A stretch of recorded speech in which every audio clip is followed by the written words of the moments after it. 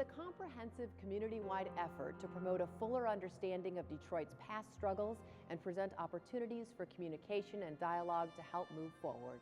Hello and thanks for joining us. I'm Laurel Hess, coming to you from the Detroit Historical Museum in the city's Cultural Center Historic District in Midtown Detroit, and this is COMCAST Newsmakers.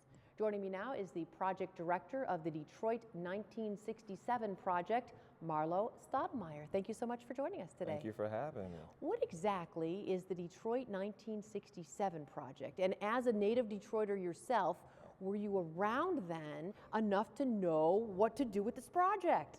Well, I wasn't around long enough, but I think throughout my upbringing, I've heard enough stories to feel connected to it.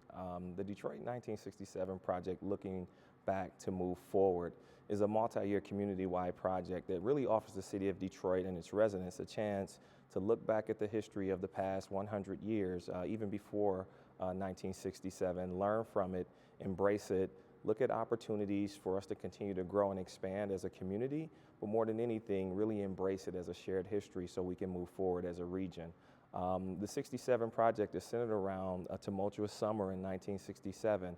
Some people refer to it as a riot, an uprising, or a rebellion, but for a lot of people, it's kind of the time period that really changed a lot for Detroit, and we're really trying to really shape that in a way where we can learn from it and build for the next 50 years. I was to say the 50th anniversary is coming up, and you have sort of four main components going into this project. Tell me about those. Yeah. So one of the things we wanted to do was make sure that people really understood that it's more than just telling the story. So our job at the Historical Society is to tell Detroit stories and why they matter. So we're starting off with a oral and written online history archive where we're reaching out to those who were around during that time, those who weren't around, people from the Judge Damon Keefes of the world, the Joe Hudsons of the world, and the average Joe on the block to really give us perspective around what that was like during that time period and really kind of archive that and make sure it's locked and loaded. We call it protecting and preserving that history.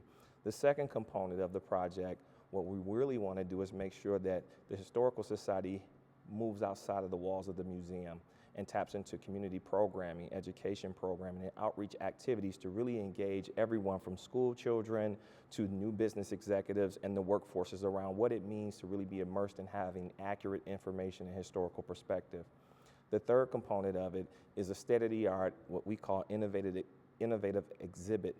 And really what the exhibit will do is really take you within the story, immerse you deeply into it within the walls of the museum, and really connect you to some of the scholarly information, the backdrop stories, take you back 50 years prior to 1967 and move you through Detroit's history, ramping up to where we'll begin in 2017.